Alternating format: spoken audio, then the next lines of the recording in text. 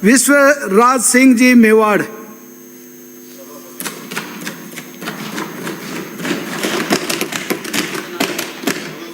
आपने मुझे मांग संख्या 45 में बात रखने की अनुमति दी, जिसके लिए आपको धन्यवाद।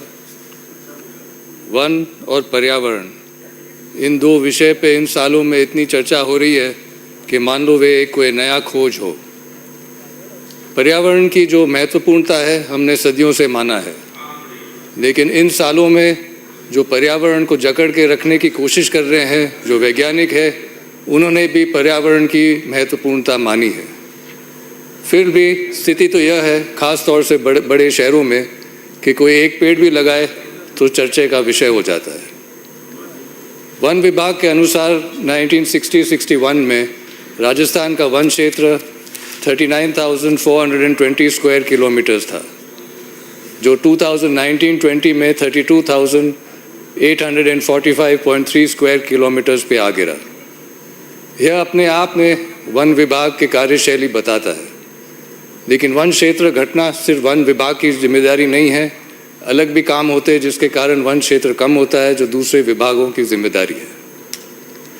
एक मशहूर पर्यावरणविद जॉन म्योर ने ये खूब कहा है, वे भगवान ने पेड़ों को संभाला है, अकाल, बीमारी, हिमस्खलन, हजार आंधियों और बाढ़ों से बचाया है, मगर मूर्खों से न बचा पाए।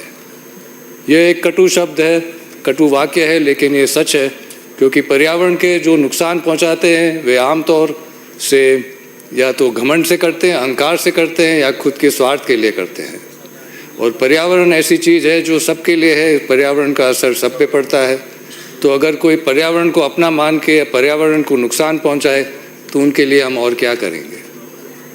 ये एक इत्तेफाक है कि 1960-61 से 2019-20 तक सरकार ज़्यादातर विपक्ष दल की ही रही है। और हम सबको भी याद है या मालूम तो होगा कि 60-61 में बड़े शहरों में हरियाली थी और छोटे शहरों में पर्यावरण साफ था, लेकिन जो भी पर्यावरण के नीतियाँ थे वो तो कागज़ पे रह गए, जो हम आज भुगत रहे हैं। दुनिया भर में पर्यावरण के लिए नीतियाँ हैं जो दुनिया भर मानती है। ख़ास तौर से है कि हमको पर्यावरण के प्रति सावधानी दिखानी चाहिए। जहाँ नुकसान हो रहा है वहाँ बंद करें, नुकसान शुरू की जगह से बंद करें, जो नुकसान कर रहा है वही भरपाई करे, वही सुधार करे। और एकीकरण की का सिद्धांत कि पर्यावरण कोई एक विभाग की जिम्मेदारी नहीं है, सब विभागों को साथ में मिल के पर्यावरण संभालना है। वनीकरण भी पर्यावरण का एक भाग है और इसके भी कुछ सिद्धांत है जो दुनिया भर में माने गए हैं। एक कि जहाँ हरियाली हो, जहाँ जंगल का ज़्यादा नुकसान ना हो, वहीं से शुरू करें। जो स्थानीय लोग हों उनको साथ में लेके चलें। वनीकरण के साथ और भी उद्देश्य जोड़ें, जैसे कि कार्बन फुटप्रिंट घटाना या दूसरे पक्षी आज जानवरों को, पौधों को संभालना। आप जिस जगह पे शुरू करते हैं वहाँ पे ध्यान रखें, अगर जंगलों के बीच में करेंगे तो बेहतर होगा, जंगल जोड़ पाएंगे। आप जो पेड़ लगा रहे हैं प्रकृति के अनुसार लगाएं, वहीं के पेड़ लगाएं, बाहर से पेड़ न लाएं। अगर आपको अलग अलग पेड़ चाहिए तो भी वहीं के पेड़ लगाएं। जिन पेड़ों पे ज़्यादा ध्यान रखना पड़े वैसे पेड़ न लगाएं। आप ध्यान रखें कि जो बीज है, जो पौधे हैं वो कमज़ोर ना हो। पहले छोटी जगह में शुरू करें, सफलता हो तो बड़ी जगह पे जाएं। और अंत में जो वनीकरण के साथ दूसरे लाभ भी जोड़ें, जैसे जो वन से जो उत्पन्न होते हैं या जो कार्बन क्रेडिट है। तो ये अब की बार जो है, जो राजस्थान सरकार की जो बजट है, ये पहला ग्रीन बजट है। और ग्रीन बजट का एक उद्देश्य तो है कि पर्यावरण को संभालना। जो लोग जो पर्यावरण के प्रति काम करते हैं उनके लिए भी लाभदायक योजनाएं हैं। और अगर हम ये सब सिद्धांत ध्यान में रखते हुए काम करें तो सफलता क्यों न प्राप्त हो। लेकिन पिछले कुछ दशकों की अगर हम बात देखें तो ख़ास तौर से दो ऐसे सिद्धांत हैं जिसके ऊपर किसी का ध्यान नहीं जा रहा है। वो एक बात तो है कि जहाँ हरियाली है, जहाँ जंगल है, सबसे ज़्यादा नुकसान वहीं से हो रहा है। और दूसरी बात है एकीकरण का नुकसान। आज हम देख रहे हैं कि बहुत नुकसान हो रहा है हमारे नया उद्योग पर्यटन उद्योग से। अब पर्यटन उद्योग का कथित उद्देश्य तो यही है कि सुविधाएं लेके आएँ कि ताकि जो लोग वहाँ पे आए जगह का आनंद ले सकें। लेकिन अगर सुविधाएं लाने में अगर वो जगह कोई बिगाड़ देंगे तो पर्यटक देखेंगे क्या। तो ऐसे कई बार लगता है कि जो पर्यटन के उद्योग है उनका मकसद और उनके उद्देश्य शायद कुछ और भी हो सकते हैं। आप खुद अंदाज़ लगाएं इन उदाहरण से। आप उदयपुर को देखोगे तो जो जाना जाता था अपने तालाबों के लिए, अपने बगीचों के लिए, आज आप मुझे एक साफ तालाब बताएं, एक बगीचा बताएं।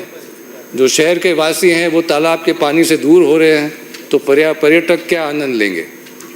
तो तालाब के किनारे हो, ग्रीन बेल्ट हो, फॉरेस्ट लैंड हो, नदी के किनारे हो, वहाँ होटल बन रहे हैं, मगरे पे सरकारी भवन बन रहे हैं। जहाँ हरियाली बची हुई है वहाँ और होटल बन रहे हैं और उनकी सहूलियत के लिए और रास्ते बन रहे हैं। और दुनिया भर में 31 शहर है जिनको वेटलैंड घोषित किया है। हाल ही में उदयपुर को भी वेटलैंड घोषित किया है, लेकिन वेटलैंड के कानून मानने के लिए कोई तैयार नहीं है। तो एकीकरण का सिद्धांत कहाँ है। और ऐसे लगता है, महसूस होता है कि पर्यटन के बाजार में नीलाम हो गया शहर। माउंट आबू की दुर्दशा की तरफ जल्दी से बढ़ रहा है कुंभलगढ़। जो जंगलों से उभरता हुआ एक किला था, अब बहुत जल्दी से होटलों से उभरता हुआ नजर आएगा। हल्दी घाटी जो एक रण क्षेत्र है, वहाँ अगर आप कोई इमारत बनाएंगे कि नज़र आएगी तो वहाँ पर वातावरण खराब हो जाएगा। और जो हज़ारों ने वहाँ बलिदान दिया है उनका निरादर। नाथद्वारा का आप देखेंगे तो आप हर पहाड़, हर मगरे पे रास्ते बन रहे हैं, इमारत बन रहे हैं। हम स्कूल में तो पेड़ लगाते हैं, बच्चों को सिखाते हैं, लेकिन उनको अपनी नज़र ऊपर घुमानी है और वो देखेंगे मगरों का जो कत्ल हो रहा है। तो इन सब चीज़ों की तो जांच तो चाहिए, और अगर आवश्यकता हो तो नीतियों को भी बदलना ही है। जल भी पर्यावरण का एक बहुत महत्वपूर्ण अंश है, और जो सैटेलाइट फोटोग्राफ्स है वो साफ दिखा रहे हैं कि पिछले दशकों से जो भी जलाशय हैं, जल स्रोत है, वो कम होते जा रहे हैं, सूखते जा रहे हैं। International journal of water resources and arid environments के 2013 के पब्लिकेशन में दक्षिण राजस्थान के लिए यह कहा गया है कि the environmental status has change alarmingly during the last 6 decades with ruthless destruction of forest cover over the hills, followed with increase in soil erosion, sediment transportation, siltation, drying up of lakes, dams and surface water sources, lowering of the water table from 5 to 10 meters to 50 to 100 meters. ये तो एक गंभीर समस्या है, और अभी ही मौका है और जल्दी से हमको जो जल स्तर है उसको ऊंचा उठाना है। भले जो जलाशय जो सूख गए उनको वापस भराव निकाल के, या जो पानी के जो प्राकृतिक व्यवस्था है उसमें छेड़छाड़ नहीं करके। तो यह तो एक गंभीर ही समस्या है। और जहाँ तक पर्यावरण की तरफ हमारी तो जिम्मेदारी है। एक जो है, एक मूल अमेरिकन जो वहाँ के आप कह सकते हो आदिवासी या जनजाति, उन्होंने कहा है कि धरती जो है हमने अपने पुरखों से विरासत में नहीं मिली है, हमने इसको हमारे बच्चों के लिए उधार पे लिया है। और यह एक ऐसा उधार है जो कहीं बजट में नज़र नहीं आएगा, और इसको चुकाना सबसे महत्वपूर्ण और सबसे महंगा पड़ने वाला है।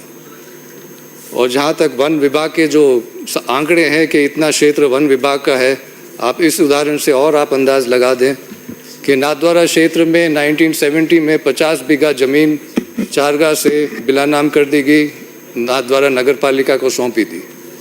1973 में 765 बीघा और 16 बिस्वा ज़मीन को वन विभाग को दे दिया गया, और 1983 में 10 साल बाद इसका हस्तांतरण हुआ और इस ज़मीन में शुरू के 50 बीघा भी शामिल कर दिए गए।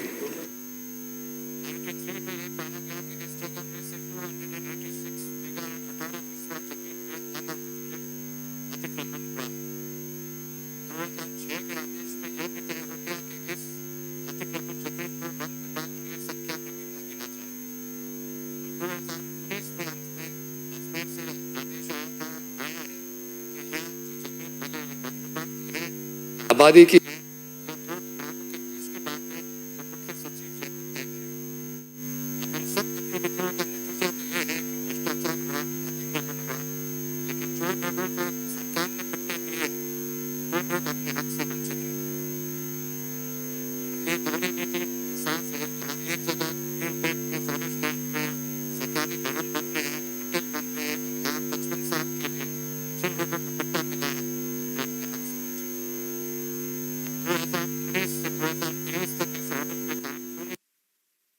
अंदाज क्या लगाएं, हमको पता है उस समय सरकार कौन किसकी थी। लेकिन अब जो है मैं मुख्यमंत्री जी से और वन और पर्यावरण मंत्री जी से आग्रह करता हूं कि आप जो है शासन के जो संवेदनशीलता है उससे आप प्रशासन की जो गलती है वो प्रशासन से सुधारें ताकि लोगों को अपना हक मिल सके। 1970 से 2025 ये कोई कम समय नहीं है। और अंत में मैं ये भी कहना चाहता हूँ कि अगर वन विभाग के आंकड़े सही है तब भी यह पूरे राजस्थान क्षेत्र का 10वां भाग भी नहीं है, जो अपने आप में एक खतरे की घंटी है। आप सब ने मेरी बात सुनी, जिसके लिए आपको बहुत बहुत धन्यवाद। रामकेश जी।